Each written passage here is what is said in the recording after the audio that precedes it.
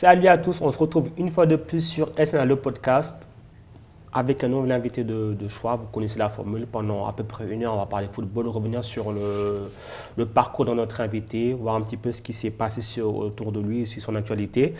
Pour m'accompagner toujours, mon fidèle équipier, mon bras droit, Ibrahima Traoré. Salut Ibou. Ça va? Ça va? Très bien. Très bien. Très bien. Je pense qu'aujourd'hui, on a un invité déjà qu'on ne voit pas beaucoup dans les médias.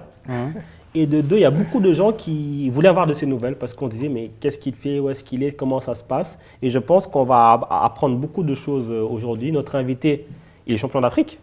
C'est ça qu'il faut dire surtout. Déjà, on a un champion d'Afrique comme invité. Et c'est pas moi pour une fois. C'est pas rien. Et c'est pas moi parce que lui, il a joué et il a très bien joué. Notre invité, c'est Saliou Ciss. Bonjour Saliou. Bonjour.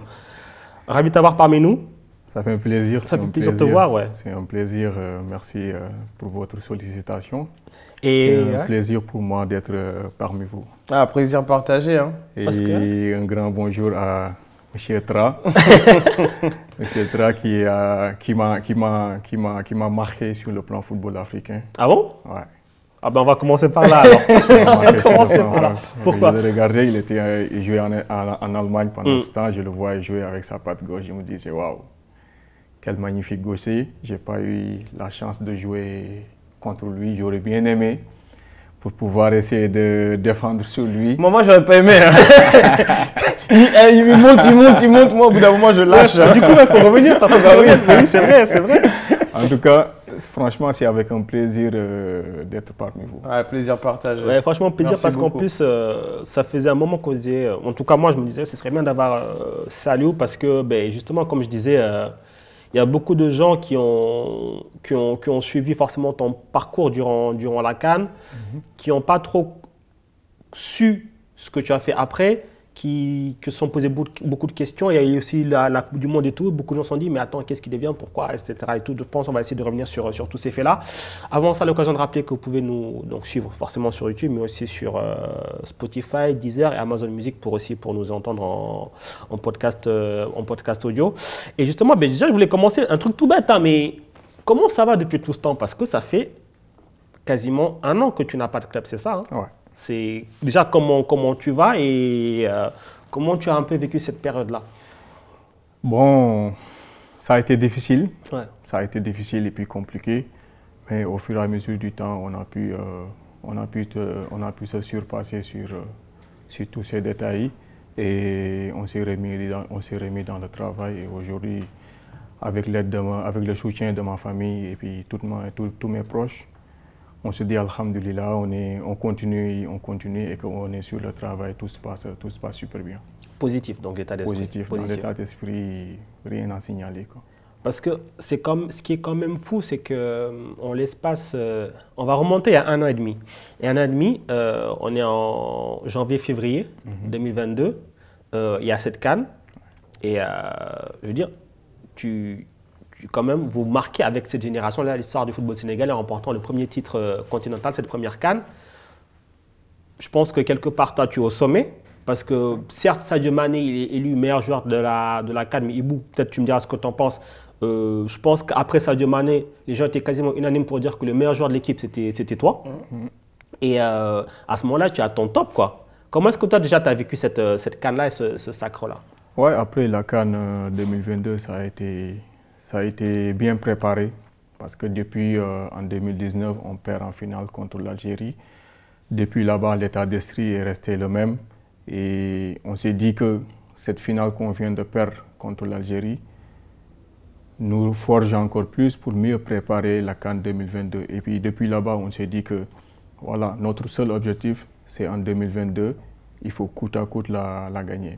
Et moi, comme parmi les d'autres joueurs qui sont dans le cadre, et puis le coach et puis son staff, et toute la fédération sénégalaise qui nous ont soutenus, et voilà, en ayant cet état d'esprit d'aller chercher la CAN 2022 au Cameroun, ça a été l'objectif numéro 1. Et on partait avec cette mentalité et qu'arrivé à ce stade, voilà, l'objectif n'était pas loin et il fallait faire la différence. C'était quoi? C'était de la gagner et nous avons réussi à le faire. C'est quelque chose que voilà qu'on s'était dit depuis bien longtemps et voilà, Dieu merci, aujourd'hui on a réussi à le faire. Ça a été une expérience franchement, je vais dire, ça sera le premier dans les annales du football sénégalais. En plus, au début, c'était pas évident parce qu'il y a la phase de groupe qui est un peu compliquée. Il y a une préparation qui est difficile parce qu'il y a beaucoup de joueurs qui ont eu le Covid avant. En plus, à l'époque, vous arrivez dans le groupe qui est à Bafoussam, dans les montagnes, là, c'est très très difficile.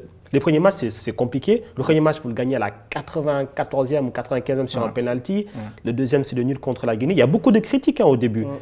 Comment est-ce que le groupe, vous l'avez vécu à ce moment-là, les critiques? Parce que c'était pas facile. Vous savez, je fais partie de ceux qui ont été touchés par la Covid, ceux qui sont restés au Sénégal au début. Donc tout se passait super bien. Et puis voilà, il y a une partie du groupe qui sont partis à Bafoussam, d'autres qui sont restés au Sénégal. Ça a été des moments compliqués parce que nous avions tous envie d'aller rejoindre le groupe, débuter la CAN, tout le monde ensemble. Mais bon, vous savez, avec le virus qui circulait pendant cette période, c'était pas facile que certains en ont chopé. Et voilà, ça a été des périodes difficiles. Lors du premier match, j'ai eu la chance d'aller me promener dans les rues du Sénégal pour pouvoir entendre ce que les gens disaient petit à petit. Ce n'était pas un match facile sous le soleil, la chaleur n'était pas difficile, je l'ai regardé à la télé. Mais bon, tu sentais que voilà, les Sénégalais n'étaient pas confiants et que ça ne s'est pas bien passé comme eux ils attendaient. Ils croient que voilà, la CAN, ça va, on a joué contre le Zimbabwe, c'était ça. Et ils croient que voilà, tu vas venir passer sur le Zimbabwe comme ça, alors que ce n'est pas comme ça la CAN. Ibra, il connaît, donc c'est quelque chose, c'est une compétition très très très difficile.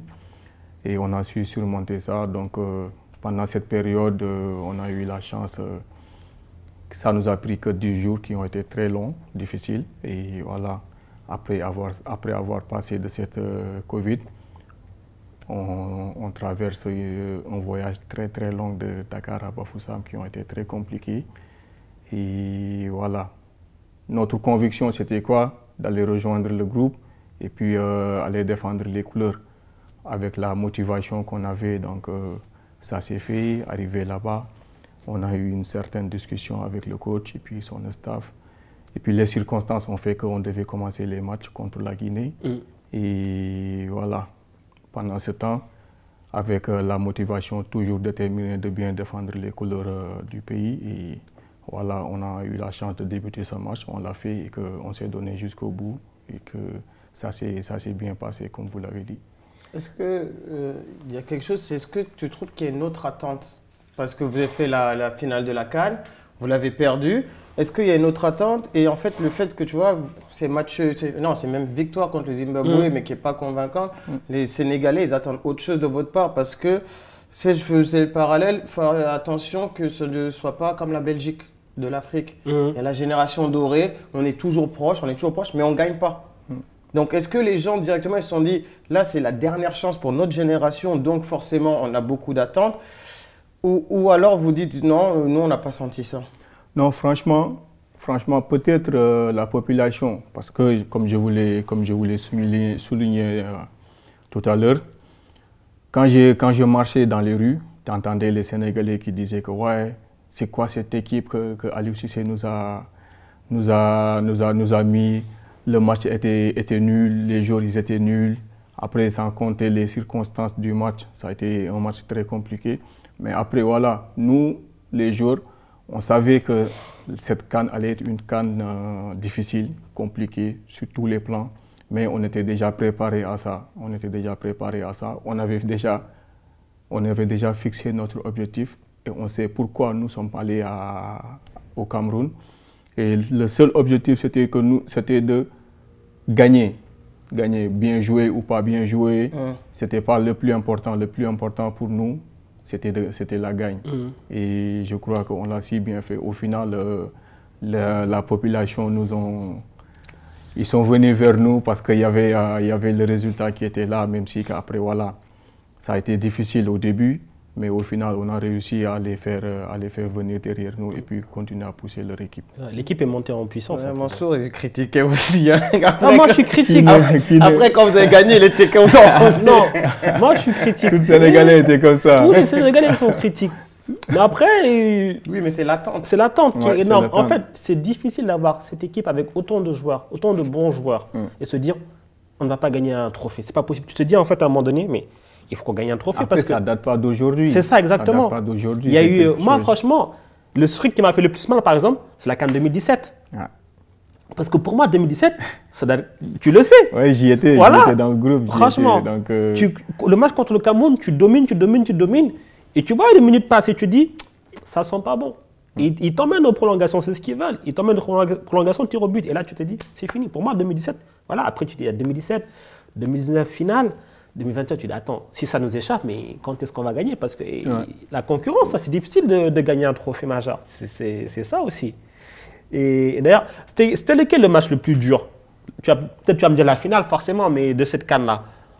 De cette CAN, moi, je dirais plus contre la Guinée. Ouais, contre la Guinée, ça a été un match, c'est pas parce que Ibra il est là que je le dis, mais ça, contre la Guinée, parce que les Guinéens, ils ont bien préparé ce match et que nous, on ne s'était pas rendu compte. On savait que ça allait être un match tendu, mais pas jusqu'à ce point. Après la première mi-temps, c'est là-bas qu'on s'était rendu que voilà, on avait un match sérieux à jouer. Et voilà, qui sait la relation entre les Guinéens et les Sénégalais, c'est un derby. Hein? C'est un derby. Donc voilà, ils nous ont bien pris en première mi-temps et en deuxième mi-temps, on s'est rendu compte que c'était un match très très important qu'on jouait. Et puis voilà, en deuxième mi-temps, on est rentré et que voilà, ça faisait attaque contre défense. On a voulu faire la différence au plus vite, au plus rapidement possible. Mais ils ont réussi à faire le grand coup qu'ils avaient à jouer. Et je pense qu'ils les ont bien réussi. C'est pour cela que sur cette CAN, je dirais plus bravo aux Guinéens à ce match. Et moi, je me suis posé la question, parce que ma femme, elle est guinéenne, vous savez. Juste après ce match, je l'appelle, j'ai dit, mais vous croyez que la CAN, c'est qu'un seul match? Ça ne se joue pas que contre le Sénégal, il y a encore d'autres matchs. Vous allez voir, vous avez laissé toute votre énergie contre le Sénégal. Après, c'est pour se retrouver, être éliminé. Moi, le match contre le Sénégal, je ne vais pas dire que c'est le match qui m'inquiétait le moins. Mais je sais que comme c'est un match de gala, c'est un derby, je sais que c'est le match où on aurait été le plus concentré, on aurait même joué parce que la plupart du temps, quand tu joues contre une équipe jeu, c'est plus facile pour nous, la Guinée, parce qu'on veut jouer. Et contre le Sénégal, en plus, il y a le favori, derby et tout ça. Franchement, de tous les matchs, c'est celui qui m'inquiétait le moins.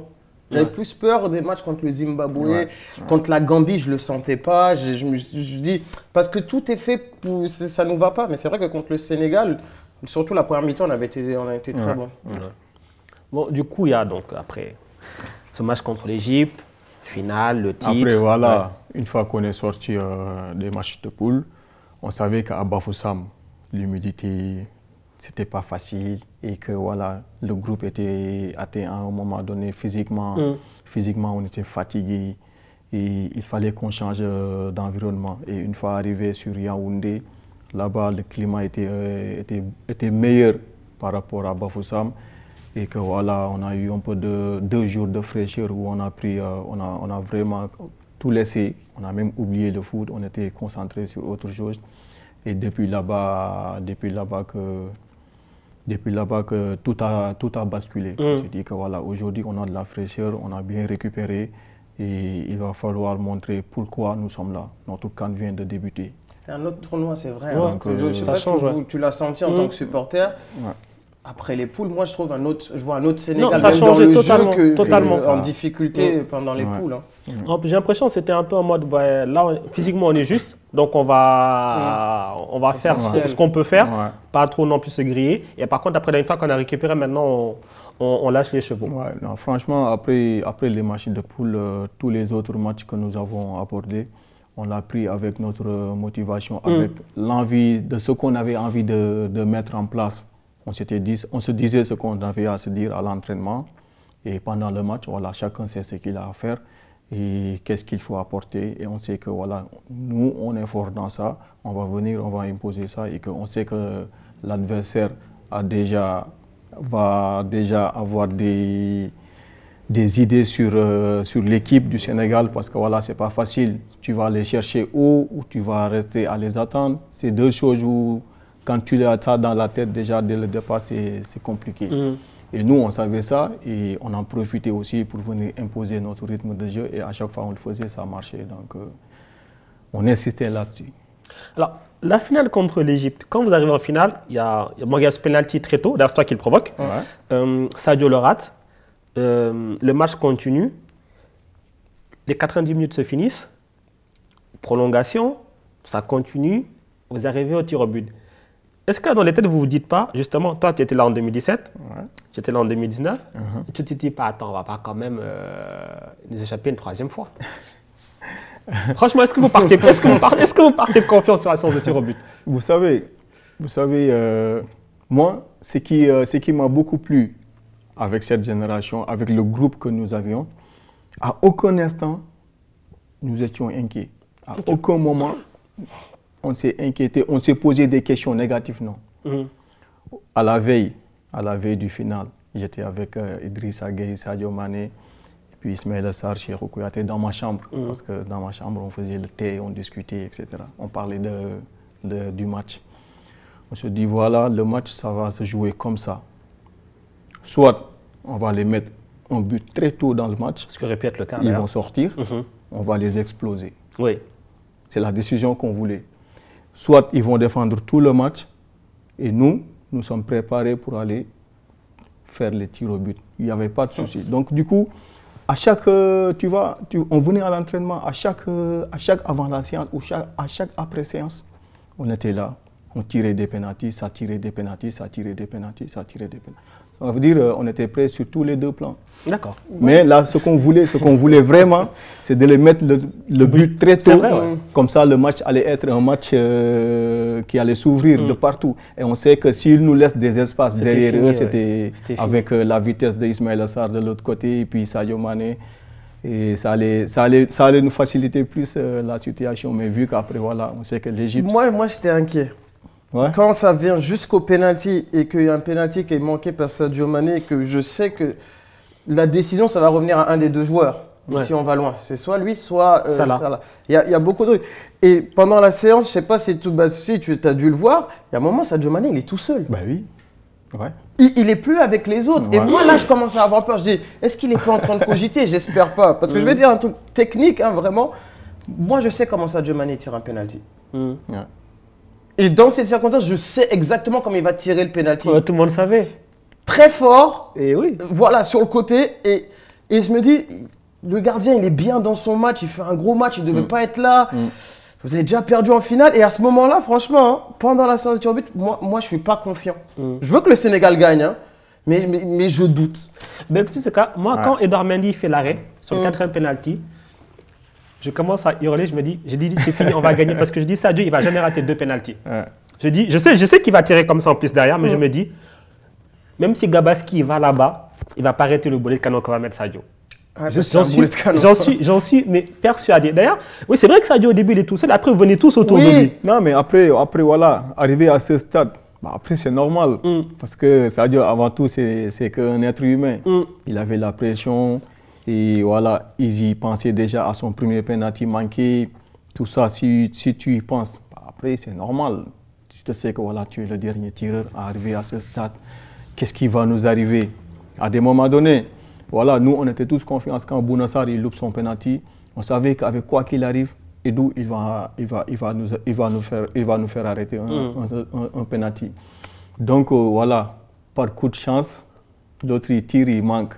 Donc Sadio, avant de partir, il vient, on lui dit que voilà, gros, c'est maintenant, c'est maintenant ou jamais, c'est maintenant ou jamais. Donc aujourd'hui, la balle, elle est entre notre pied. Vas-y, toute la population te regarde. Libère le Sénégal. Sadio, et tu entends Ghana qui lui dit sur le côté, vas-y, libère-nous maintenant. C'est maintenant, il faut nous libérer. Et voilà, arrivé après avoir posé son ballon, je crois qu'il a dû libérer toute la pression qui était sur lui. Il a frappé. Et franchement, même si c'était à refaire, même si Gabaski il avait anticipé, je ne crois pas qu'il allait arrêter. Ça allait être chaud, ouais. Et aujourd'hui, voilà, c'est un plaisir de se poser là et puis de se rappeler les bons souvenirs. Il y a un aspect tactique qu'on doit parler parce que moi, je voulais savoir, sur la finale, ben lui, il a dit Sadio Mané, c'est le key player, c'est la tête d'affiche, c'est le meilleur joueur. Voilà, c'est le facteur X, c'est lui qui débloque toutes les situations difficiles, on le sait. Après, c'est vrai que sur la compétition, c'est sûrement toi le meilleur Sénégalais, tu vois, le plus constant et tout ça. Maintenant, sur un aspect tactique, on arrive en finale. Il y a deux aspects. Sadio, tu sais qu'à un moment, il ne va pas venir faire tous les efforts défensifs pour t'aider parce qu'il faut qu'il garde son jus pour devant. Ouais. Et il y a Mohamed Salah sur le côté. C'est vrai. Et toi, tu as un jeu qui fait que tu montes beaucoup, Et qu'est-ce qu'il te dit en fait à l'UCC? Il te dit, là par contre, tu vas dénaturer un peu ton jeu, tu ne vas pas monter parce qu'on ne peut pas laisser ces espaces-là dans le dos à Mohamed Salah, c'est ce qu'ils vont essayer de faire.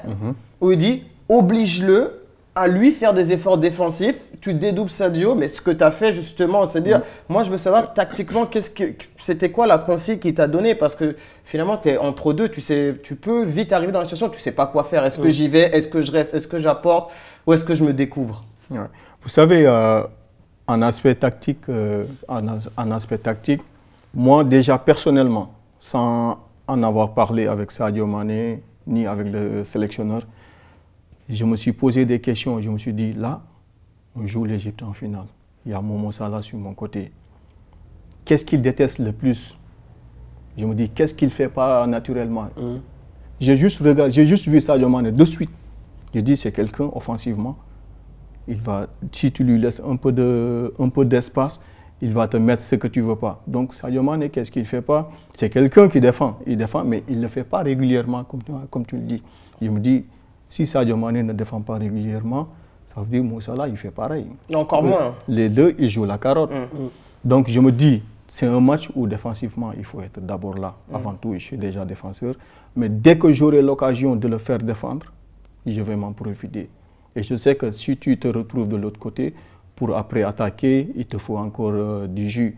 Et moi, je sais que j'ai les capacités d'aller et puis revenir, rester sur ma position en attendant que le ballon il arrive. Et j'ai aussi parlé à Idrissa Gueye qui était plus sur mon côté. Je lui dis, tu sais, à chaque fois j'y vais, pense à rester parce que j'y vais peut-être voilà, qu'on va perdre la balle ou quelque chose va arriver.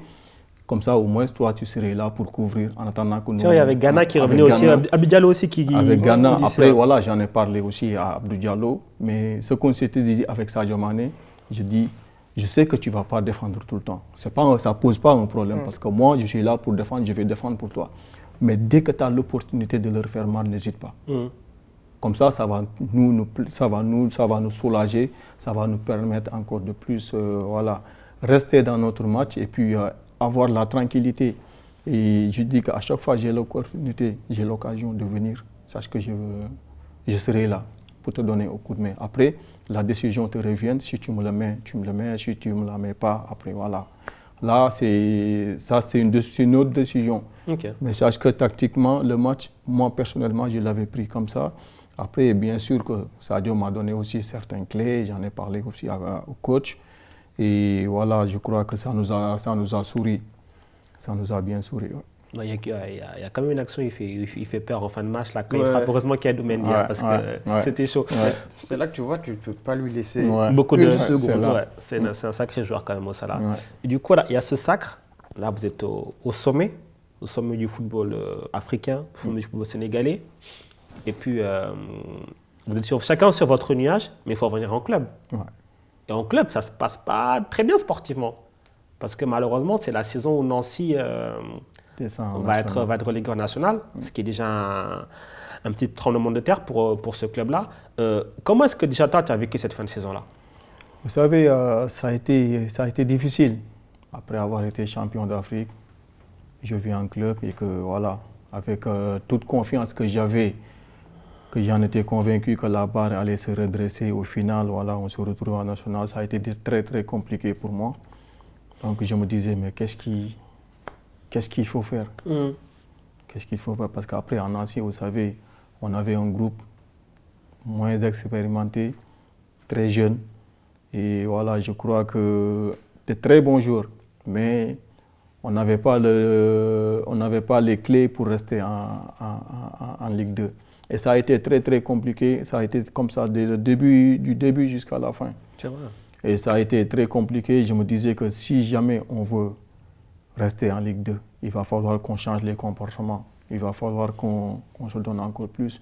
Mais au fur et à mesure que les matchs avançaient, au fur et à mesure que voilà, tu voyais que ça devenait difficile de match en match. Donc je l'ai mal digéré, franchement, je l'ai mal vécu la descente de Nancy en national.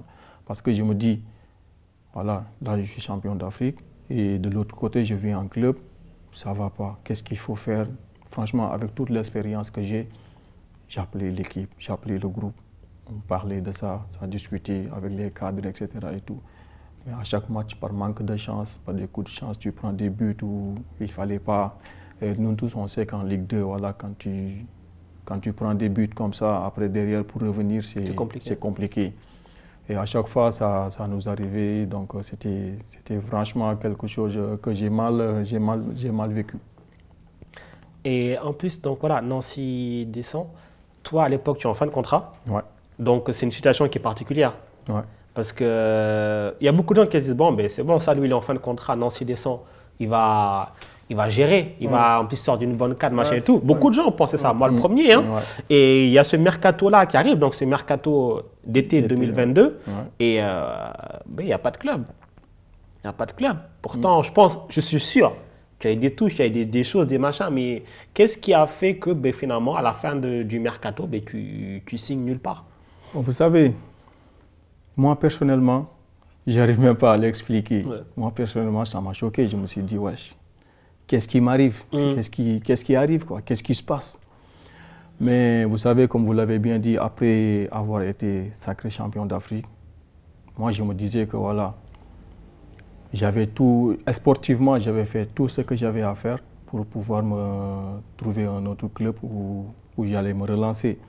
Mais bon, vous savez, après voilà, ça a été tellement compliqué. J'en parlais avec mon agent, où on était. C'est vrai qu'on a reçu des offres, des beaux offres, mais ça venait dans les pays de Golfe. Ça venait dans les pays de Golfe. Et nous tous, moi, j'avais mis l'équipe nationale en avance pour pouvoir avoir une chance pour faire la Coupe du Monde. C'est un problème si on joue dans le Golfe? Allez aussi ça, Pendant ce temps, si tu es dans les pays de Golfe, dans les championnats de Golfe, tu ne pouvais pas être appelé en sélection. Donc il fallait faire un choix en fait entre l'argent et le sportif. Il fallait faire un choix entre l'argent, je veux dire, et puis l'équipe nationale. Et en sachant que j'avais déjà loupé une Coupe du Monde en Russie, donc je ne voulais pas que cette seconde Coupe du Monde m'échappe. Donc voilà, avec mon entourage, nous étions clairs que voilà, il faut à tout prix faire la Coupe du Monde. Et on a pris une décision, c'était de privilégier les championnats européens pour se donner plus de chances pour pouvoir faire la Coupe du Monde. Après, voilà, ce qui s'est passé, que voilà, il y avait aucun club pendant ce temps. Je crois que les championnats avaient même déjà débuté et que chaque équipe avait déjà son groupe. Donc voilà, c'était difficile. C'était difficile. Mais en fait, c'est une anomalie.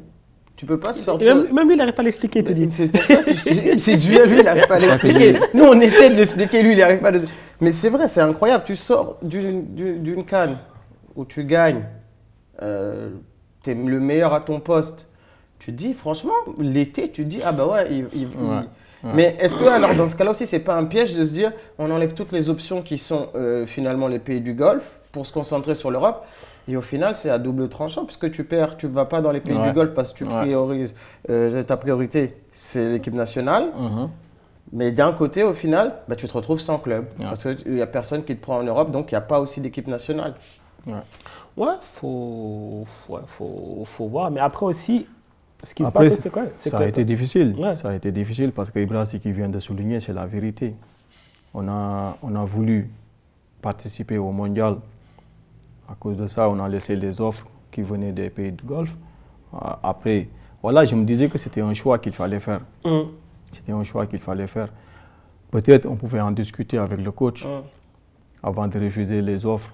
Mais on était convaincus que c'était ça, parce qu'on a vu des joueurs qui étaient dans les pays de Golfe qu'on n'appelait plus en équipe nationale.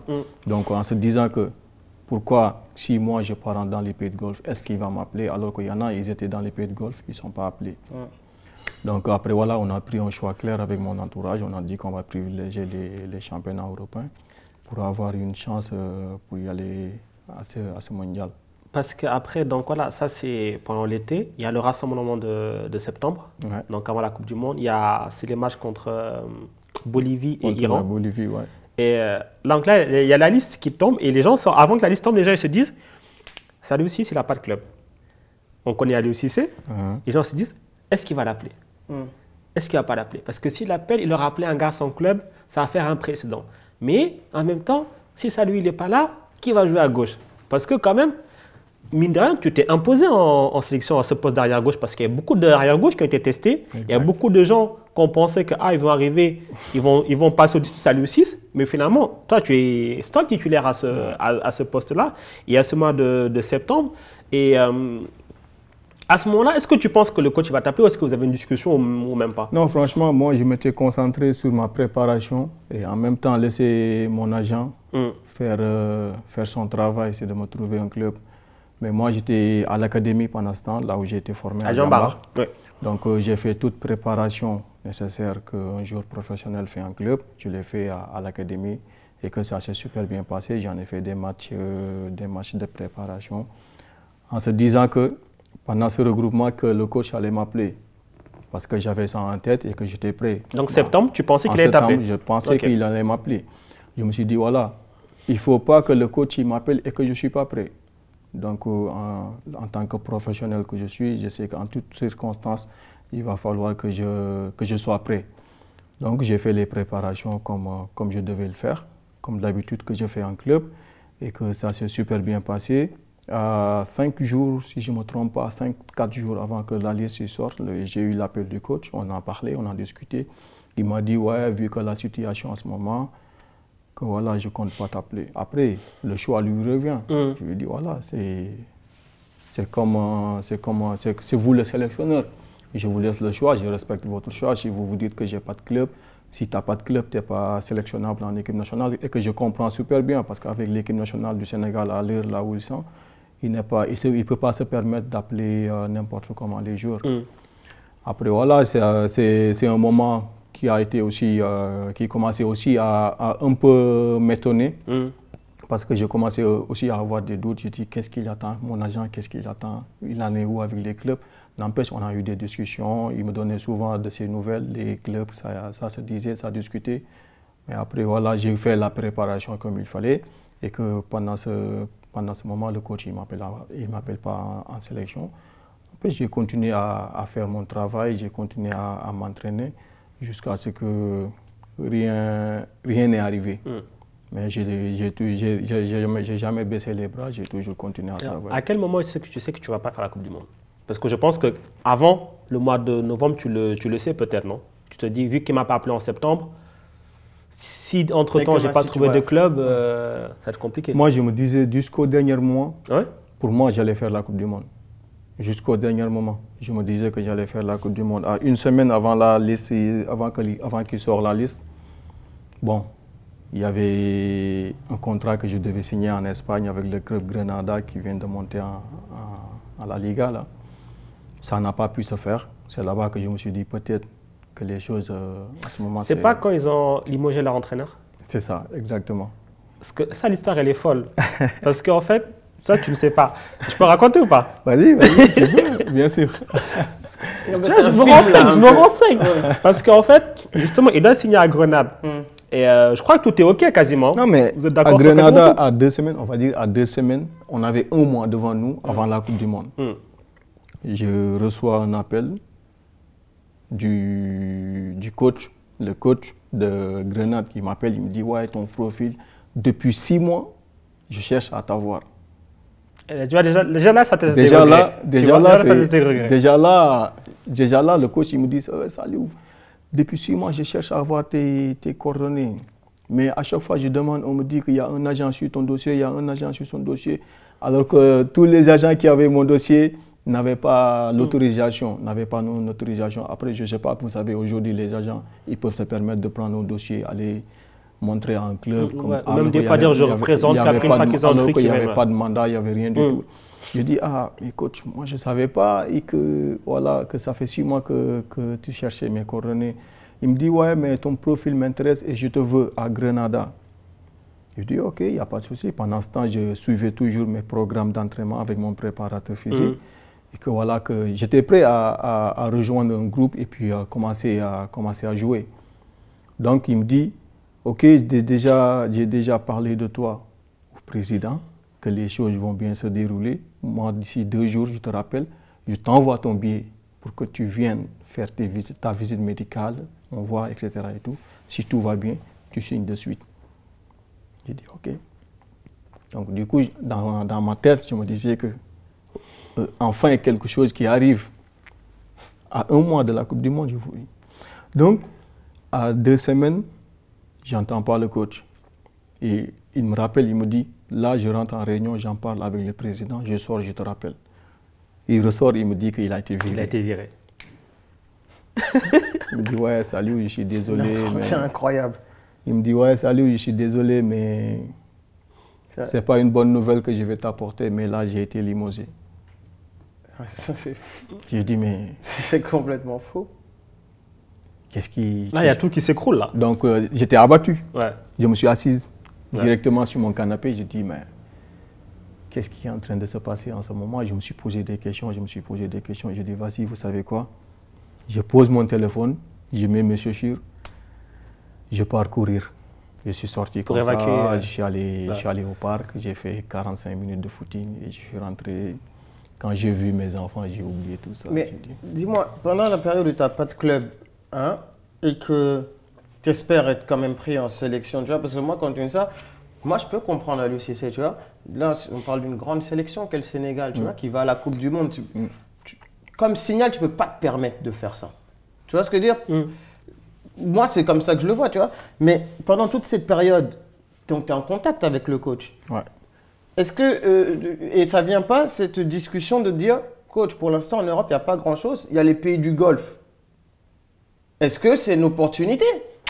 Bah, je ne sais pas, moi. Oh, tu sais. Ah, mais je pose la question, mais je sais. Pendant ce temps, il y avait des pays de Golfe, il y avait des clubs dans le Golfe qui me voulaient. Mais le problème est qu'il y a un club, il était prêt à me faire signer, mais il avait déjà atteint son quota d'étrangers. Le quota d'étrangers, il était déjà atteint. Donc il me dit, si tu veux, je te fais signer, mais c'est que le contrat va être valable qu'au mois de décembre. Ah, mais non. Ah non, c'est pas intéressant. Tu veux faire la Coupe du Monde. Tu vois, c'est pas intéressant parce que moi, ce que je voulais, c'était de faire la Coupe du Monde. Mais après, je me suis dit, vous savez quoi, si je la fais, je la fais. Si je la fais pas, après, voilà.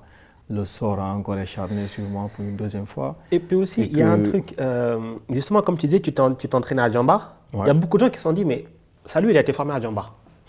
Pourquoi est-ce qu'entre guillemets, il ne dit pas, pendant, je ne sais pas moi, je signe à Djambar, et puis après, ben, à l'UCC, j'ai un club, et puis les gens vont me pousser d'ailleurs pour que tu y ailles. Est-ce que tu as pensé à ça?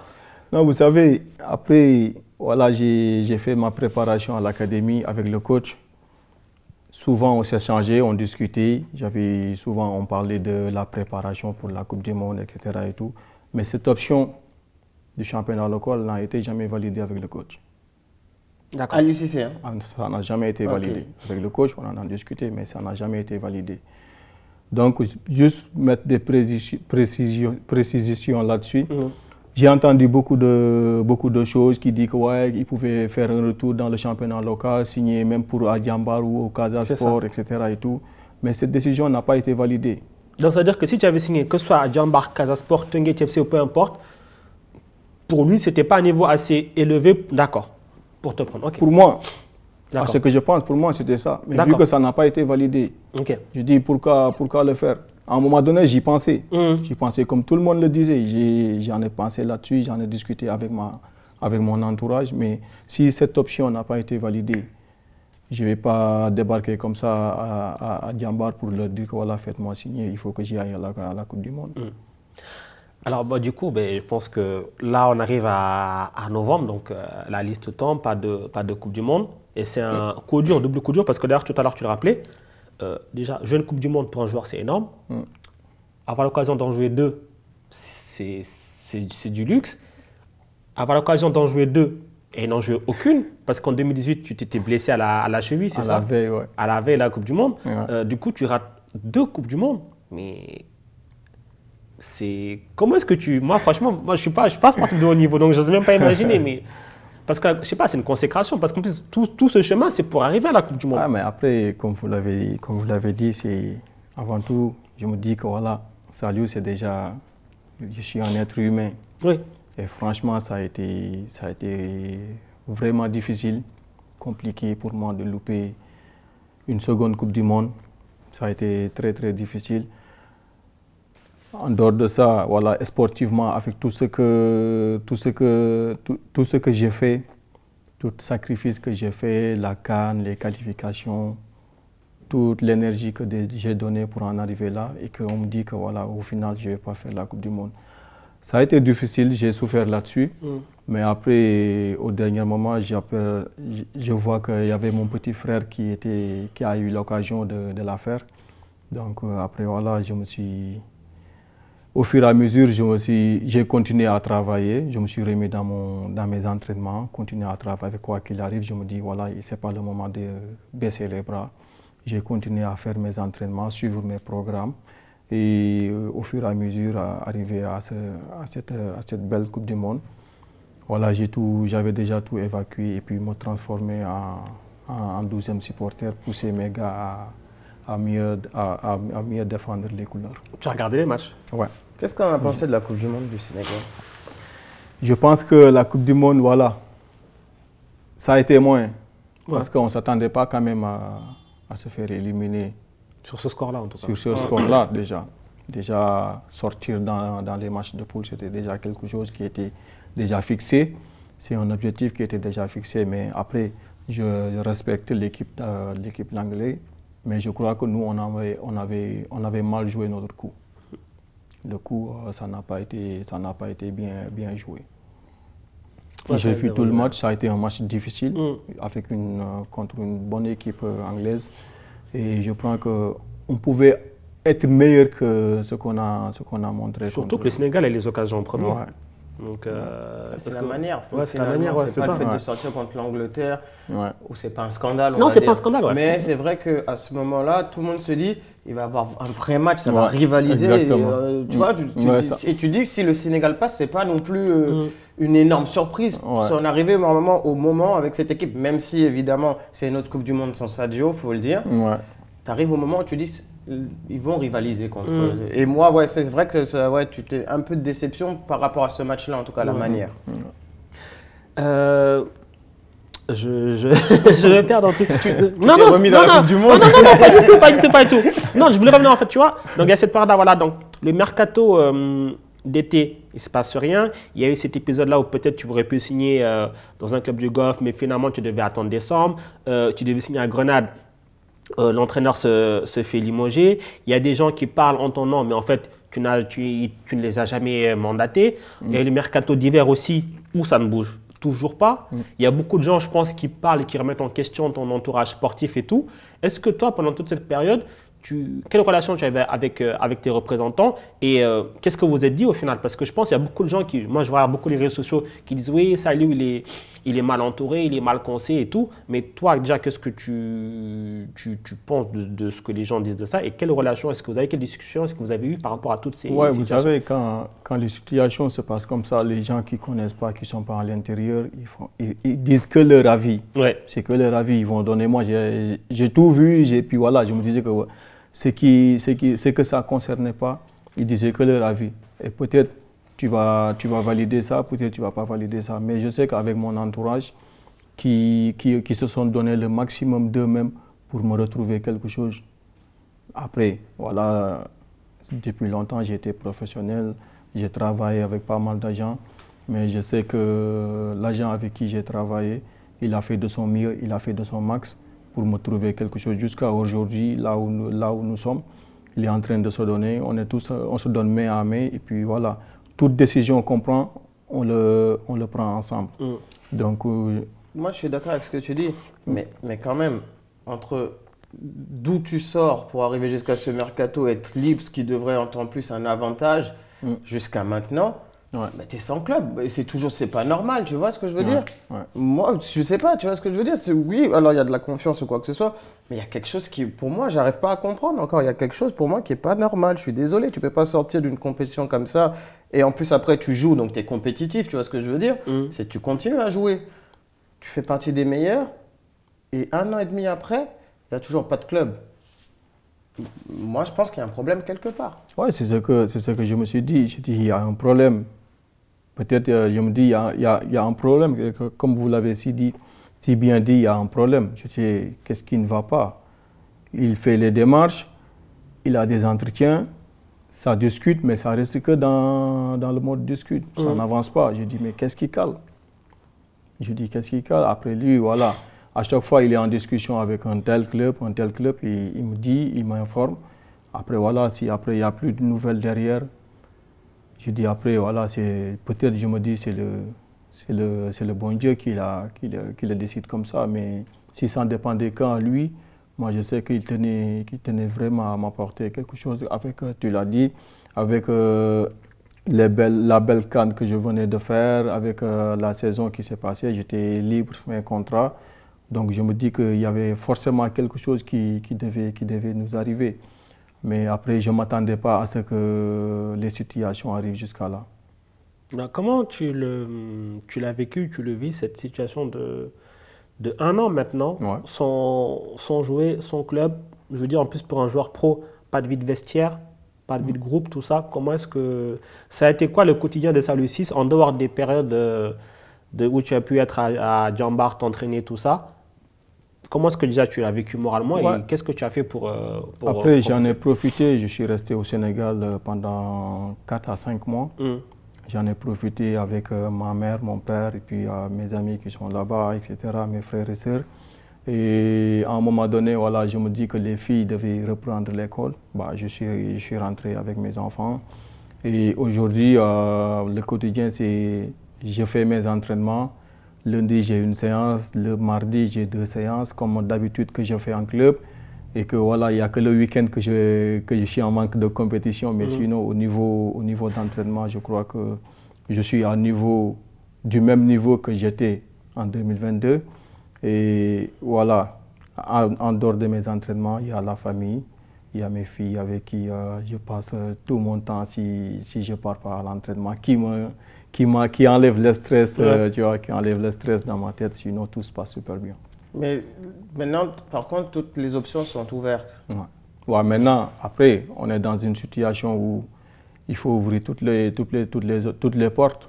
Toutes les portes, là, il n'y a plus de l'option des pays de Golfe ou l'option européenne ou l'option dans les championnats Asie. Donc, je me dis, moi, c'est ça que je me suis dit, c'est ça que j'ai dit à mon entourage. Je dis, on n'a plus le droit de refuser n'importe quelle offre au moment où nous sommes. Il faut prendre le meilleur projet qui sera présent devant nous et puis pour pouvoir se relancer et puis faire le métier que j'aime autant qui est le football. C'est-à-dire, tu vas faire ça sans penser à oui, si je fais, ça va me fermer les portes de la sélection, dire sélection, pas sélection. Maintenant, là, c'est plus à la priorité. Non, là, je ne suis plus dans ce stade. Ouais. Maintenant, je suis dans un stade où, voilà, retrouver la compétition. Et après, on verra. Ouais. Est-ce que tu aurais j'imagine, des préférences en termes de championnat ou... championnats, oui. Franchement, je retrouve le bon niveau. Ouais. Le bon niveau. Si j'ai un bon niveau, que ce soit en Europe ou dans les pays de Golfe, je suis preneur. L'importance pour moi, c'est de retrouver la compétition. Alors, quels enseignements est-ce que tu as gardé de toute cette période-là, depuis, on va dire, le sacre de la CAN, la descente, puis après cette période d'inactivité? Ouais, j'ai compris que c'est un trajet qui n'est pas facile. C'est un trajet où, voilà, si tu es mal entouré ou si mentalement tu n'es pas aussi solide, c'est facile de tout laisser. À un moment donné, ça m'est arrivé. j'y pensais, je me dis, est-ce que c'est vraiment le moment que j'arrête ma carrière? Ah, tu as pensé à arrêter la Oui, carrière? oui, j'en ai pensé, ça m'est arrivé dans la tête, où je suis resté une semaine sans rien faire. Je faisais que manger, m'enfermer dans ma chambre. Le reste, je voulais même pas comprendre ni parler avec qui que ce soit, même ma femme, à un moment donné, elle en a souffert. Mais après, une fois que cette période passe, après voilà, je me suis dit, mais pourquoi? Mon corps me dit que je dois faire ça et que j'en meurs d'envie, pourquoi je vais arrêter? Et voilà, je me suis remis dans mes entraînements jusqu'à aujourd'hui. Voilà, la seule chose que j'ai en tête, c'est de retrouver la compétition. Est-ce qu'il y a, justement, depuis, on va dire peut-être plus l'été dernier, quelque chose que tu regrettes? Ou même avant, peut-être te dire, est-ce que j'aurais peut-être pas essayé de trouver un truc avec Nancy pour prolonger? Ou alors est-ce que tu as un regret? La seule chose que je regrette, c'est d'avoir rejeté les offres qui venaient dans les pays de Golfe. Ouais. Que ça. Sinon, tout le reste, ça me passe. Quitte à ne pas jouer aux Coupe du Monde. Ouais. C'est les pays du Golfe aussi. Hein. Ah, c'est pas... mais c'est pas dire, c'était une question de choix. Imagine les propositions, c'est pas pareil. Hein, évidemment. Ouais. Évidemment. Et voilà, c'était le choix pour la sélection en fait. Ouais. Après, c'est là aussi que c'est compliqué parce que souvent, notamment le grand public qui disent oui, il faut faire des choix sportifs, il faut essayer de viser le maximum, jouer les meilleures compétitions et tout. Et là, tu te dis, je pense que c'est ça ta logique, c'est de dire, je vais faire un choix sportif qui quelque part dire non à peut-être un gros contrat qui peut-être aurait permis de, je dis des bêtises, hein, mais toucher, je sais pas moi, X fois ce que je touchais à Nancy, je pense à mon avenir personnel, et puis ben, la Coupe du Monde, tant pis. Alors tu te dis non, je dis non à ça, focus potentiellement Coupe du Monde, et derrière finalement, ben, tu n'as ni l'un ni l'autre. Et c'est peut-être ça le plus dur. Ouais. C'est ça le plus dur. C'est ça, effectivement, c'était ça le plus dur. Et c'est ça qui fait mal. Ouais. Bon, ben écoute, on espère qu'il y aura des clubs du golf qui vont revenir. Parce que bon, bientôt. si on leur remonte des highlights YouTube, salut 6 Coupe du Monde, peut-être. Pourquoi pas? Ah ouais. Mais bah, c'est ce qu'on espère en tout cas pour toi. Hein, parce que déjà tu le mérites. Et puis voilà, et moi je trouve hein, c'est trop long pour un joueur, tu sais, ce niveau-là. T'as pas connu toi de période d'inactivité comme ça? Non. Même en blessure, non, t'as jamais été blessé aussi? Si, longtemps comme ça? Ouais, d'une fois 7 mois, une fois 8 mois. Mais bon, là, t'as encore le cadre du club. Ouais, t'as le cadre du club, tu viens, tu t'entraînes, tu vois les autres, bah, tu te bats pour un but parce que tu veux revenir sur le terrain, tu vois. Ouais. C'est différent, tu vois. Là, c'est vrai que mentalement, c'est dur. Hein. Tu sais que c'est pas tout le monde qui peut faire autant de temps et tu vois que rien n'arrive. Et se dire quand même, je vais continuer parce que j'en suis sûr que ça va arriver et que je peux encore donner. C'est pas tout le monde. Hein. Mentalement, c'est pas facile ça. Après, quand ça arrivé, vous connaissez, vous devez le connaître, Ernest Teka. Ouais. Il a eu les mêmes situations avec qui j'ai joué à Nancy. Mais on était à la CAN ensemble. Ouais. Quand je l'ai eu au téléphone, il m'a dit ouais, je comprends, je sais que c'est quelque chose de difficile. Aujourd'hui, je l'ai eu, on discute, et puis voilà, c'est difficile. C'est difficile, il a tout arrêté. Il continue à s'entraîner, mais pas régulièrement. Après, alors que moi, je me dis que je sais pas, mais je sais que quelque chose va arriver et je ne veux pas que quand cela arrive, il va falloir que je sois prêt. C'est ça qui me motive encore le plus pour que je puisse continuer mes entraînements. Et puis, Est-ce que tu te dis que c'est l'été de la dernière chance? Non. Non? Non. Même s'il n'y a rien, supposons, je ne l'espère pas, qu'il n'y a rien cet été, tu vas quand même...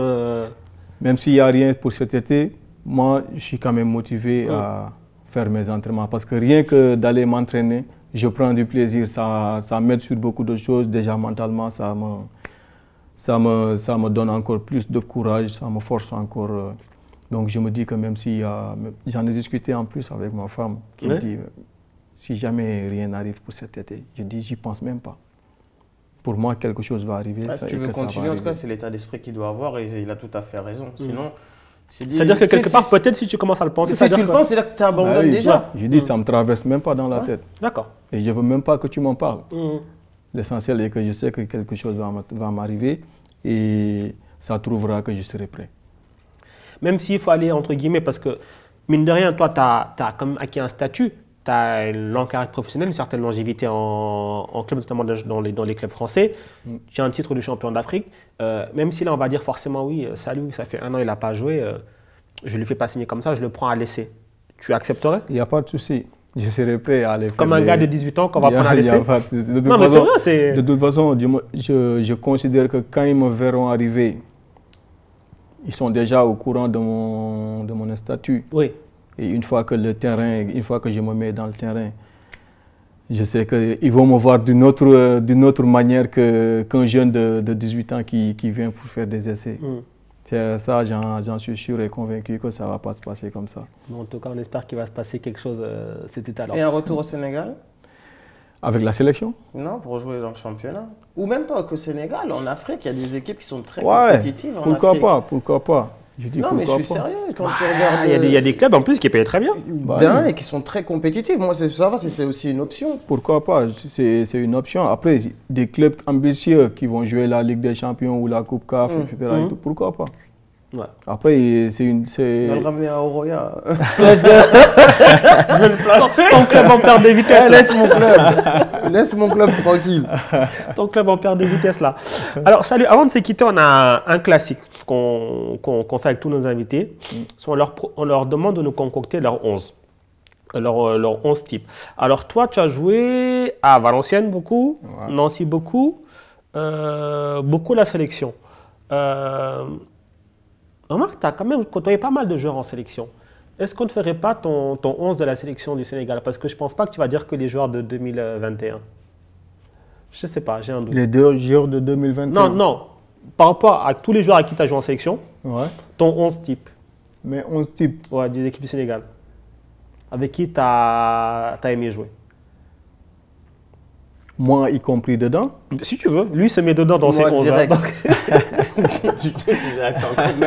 Il se met dedans, donc tu peux y aller. Hein. Ouais, mais là, c'est une question... D'abord, je vais mettre Ousmane Mané dans les buts.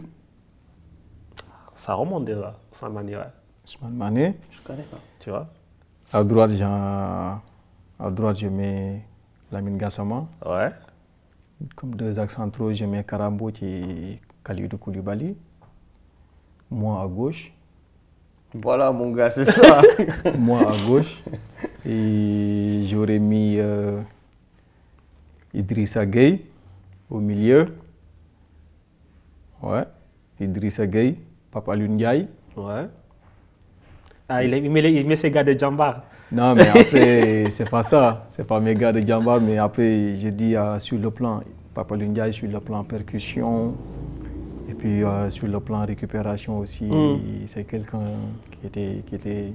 qui m'a impressionné à un moment donné avec, bien sûr, Idrissa, qui est son point fort. Et voilà, je mets qui d'autre? J'ai mis 2 milieux. 2 milieux, ouais. 2 milieux. Ouais. Et je vais mettre Crépin Diatta devant eux.